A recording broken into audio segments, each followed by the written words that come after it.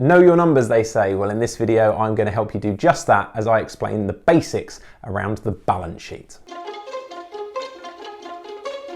As a business accountant, my team and I spend all day helping business owners on their journey, and knowing your figures is really important for long-term survival. Only around half of small businesses actually make it past the 5-year point according to the official stats. So I think understanding something like this balance sheet is critically important. Now, in this video, I want to run you through one of the key reports you should know your way around, and this is the one. And the reason you want to know your way around this one in particular is that it shows a snapshot of your position of your business, and it's really an indication of what money would be left in a way if you shut down on that day. And I say an indication for lots of reasons we're going to get into, but it also helps you understand, with everything going on in the business, what money is actually yours. So before we dive into this balance sheet, if you like this video, please make sure to click the subscribe button below so you get notified whenever we release more content just like this.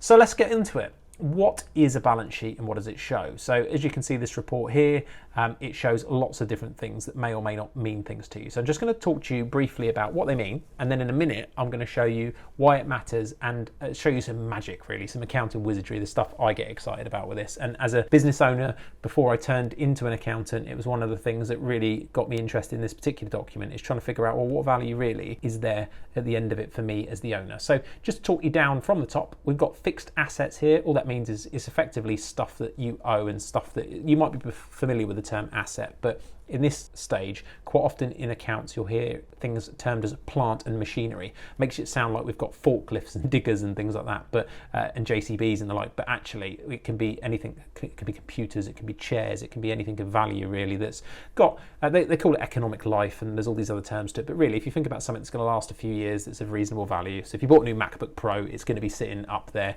in plant and machinery. So for this particular person in Know Your Numbers Limited, we're going to presume that actually. In this case, you've got a lot of technical equipment, you've got laptops, you've got cameras, phones and the like. So that's that.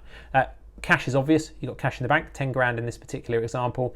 And then we've got accounts receivable, as it's mentioned there. That can also be called debtors and other names, but effectively it's customers or clients that owe you money. You might have sent them an invoice and they haven't yet paid you. Moving down, so that's all the stuff that's kind of the good stuff, the stuff that's you sort of own or is due to you. And then the creditors. This is your liabilities, the things that you owe out at a later date. So you can see here accounts payable, that's normally your suppliers, can be called creditors as well, trade creditors, but it's just people you owe money to. So you might have bought something on credit that's due within 30 days or 14 days, it will be there. You've got tax, so this person's really up to date with their bookkeeping and they've got an accountant that's switched on and they've said, actually, you're going to owe about £1,100 of corporation tax, that's the company's tax, that's due at a later date. We've got a short-term loan of £5,000, could even be a credit card really at that particular stage. And then we've got a director's loan, so that's money owed back to us as the directors or maybe another director in the company of £1,500. In this video, we're going to presume it's us. We've then got VAT of £2,000. So what that's saying is it's earmarked really in the accounts. So when that £12,000 comes in, £2,000 of it is actually VAT for the VAT man, and we'll hand that over when it comes in. And then we've got a long-term loan down here of £10,000 that's due to be repaid over many, many years. This bottom section is interesting because this is why it's called a balance sheet. You know, it balances.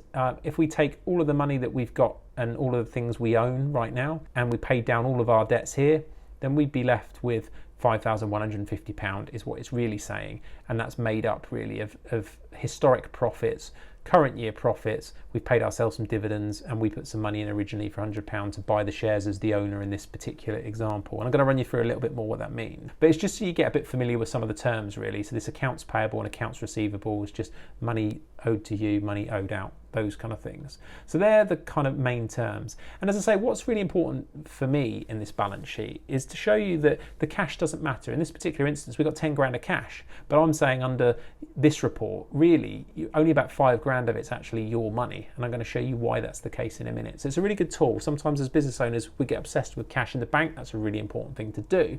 But it isn't really a true picture of where we are as a business. And there's many other things you can pull from a balance sheet, but keeping it real ground level, this is the kind of stuff I like to talk about, is why it matters to you all the time. And we call it internally at Heelan Associates, we call it the pot. We want to know, what's the pot? If I shut it down today, roughly what money would actually be mine for getting any of the real detail, what would be mine. So let's have a look. If we have a look then at the breakdown.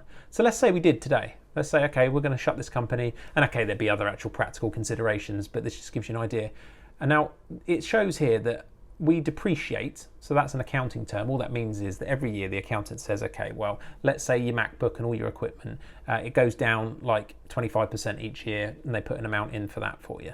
So let's say that we did actually sell it for what the accountant says it's worth, or your bookkeeper says it's worth, 3,750 quid. And again, this is all in theory, and that when you're reading your own balance sheet, that's the also thing to consider is actually, if that's less, if you look at that 3,700 quid and think there's no way I'm getting that from, get 50 quid on Facebook Marketplace, then put 50 quid in.